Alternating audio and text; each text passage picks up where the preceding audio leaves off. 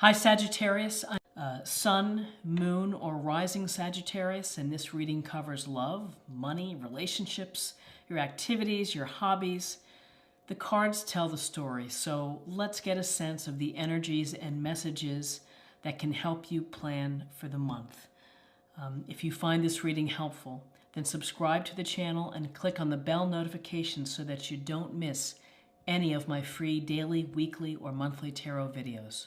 Okay, so let's get started with your reading, Sagittarius.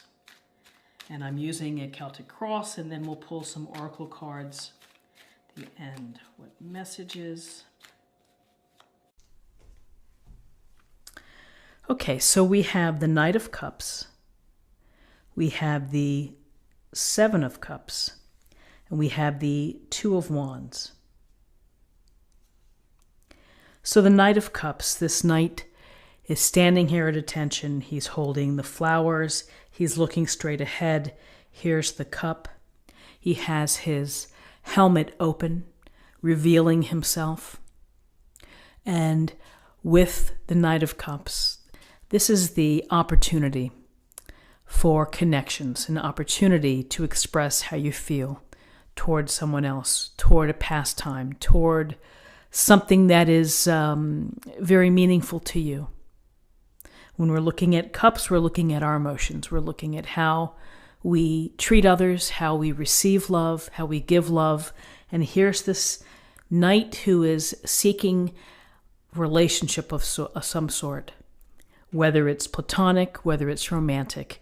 It's the desire to connect with someone else and to share emotions and to have enjoyment from life from this relationship. And you know, the Knight of Cups is sweet and sensitive and dreamy, maybe very romantic. And there may be a simple message that if you're in a relationship, this may be a great time to have a date with the person that you care about, that you're married to, that you love, and to bring back this feeling of excitement of when you started dating in the first place. For others, it may simply be being more expressive to your friends, telling them how you feel, that you mean a lot to me, you've been a great support. Where would I be without you? It's the small things that make a difference. And so when we see the Knight of Cups, can not only be an opportunity to maybe make a new acquaintance or to enhance relationships that you have. And so it's a lovely reminder to be mindful and to be aware of people's feelings, and particularly within a relationship. Don't hold back. That if someone really is important to you, make sure that they know. And, here's the beautiful flower. Again, it's such a gentle, loving energy with the Knight of Cups. So with this Knight of Cups, here we have the Seven of Cups. We have the woman here. She has all of the options. I think that's a snake right there. And it's very tantalizing. That's the word I would look as I look at this. It's tantalizing and it's exciting to think about all the options that you may have. For some of you who are dating, you may have many options. You may have many emails to return from online dating or setups or whatever it may be. And so you're in the middle of all of that. For others, you may have other choices that you are considering, or that you're sitting back and you're really dreaming, perhaps, imagining, visualizing, hoping, maybe trying to connect your vision with the possibilities. And that's where it all starts, is that you have to feel something and see something in order for it to happen. It's the visualization, it's the thoughts. And so here are all of these options, these choices. The one thing to think about, that yes, it's fantastic to be imaginative, to fantasize, to think about what possibilities lie in the future for you. But if all you're doing is standing here, balancing and being in love with the idea, That's a lot different than pursuing one of these cups and making it a reality. So while it's great to stand before, a wall of options, it's also very important perhaps to narrow down the focus. I think when I think of the Seven of Cups, I often think of maybe a little bit of disorganization. It's a little too many things that are popping in. And it can be very exciting, or it can be very chaotic. So I would say direct your energies into one area to see what may come of that. And again, you have to put in the energy, you have to put in the time and the effort in order to make one of these options for real. So then we have the Two of Wands, and we see the woman here holding the world in her hand and holding her wand. And we have this beautiful white flower, we have the red flower, the purity of ideas and the passion of our ideas. Wands, it's about pursuing your passions.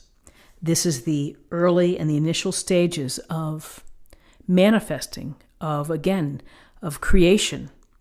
Where and what is it that I want to achieve with my life? What do I want to do? What's next for me as I move forward? I have so many options here. How am I going to make it happen? I'm letting everything come in, and I'm processing it, and I'm living with it, but ultimately I'm going to see very clearly out in the horizon of what I want to capture, what I want to do. Relationships perhaps that I want to build. Travel, new businesses, whatever it may be. This is that initial phase or stage of manifesting, of beginning to think of how am I going to do this. I'm taking that one important step. I might be writing it down on paper. I might be creating a vision board. I might simply, put something on the whiteboard at the home. Write your motivational phrase. But this is the to get you started. And so it's relationships are important. Having options, considering your options, moving on your options. And then here, really taking hold of the beginning of your next path, wherever that may be. And again, looking at the Two of Wands, these are decisions. These are things that you're thinking about. You may be thinking about all of these options. You may be thinking about how to bring them into your life, to make them a reality. So let's take a look at what we have for numerology. We have 1 and 7 is 8. 8 and 2 is 10, and 10 reduces to 1. 1 is about being an original, being inspired, creating a new beginning, a new path. And it's very exciting. I think ones are great because it's the stewardship and it's the leadership of your own life. You're the captain, and the decisions you make plant your flag forward. You're in movement. You're making these things happen. You're building your world. And so let's choose an oracle card for a little more information or an affirmation for the day.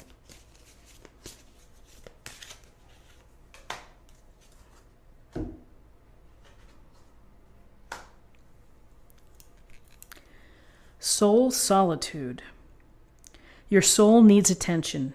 There are moments when it's important to get away, not just from the noise of the outside world, but to find a place where your soul can experience peace and quiet, a place for soul solitude. This is a time to pause, a time to reflect, a time for you. And this is a card that is great on any day. Soul solitude doesn't mean that you have to pack up and go live by yourself for the winter. It can be, creating 10 minutes of your time to meditate, to sit in reflection, to journal, whatever it may be. It's to touch base with yourself. It's to maybe recenter, to reset. But it's the building mindfulness and awareness of oneself, how you're feeling.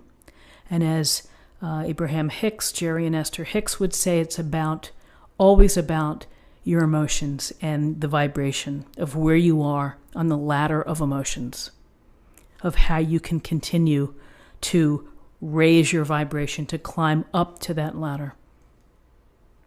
So friends, this is what I have for you for the day. I hope that you found something helpful here. And if you did, please subscribe, like this video, share this video, comment below.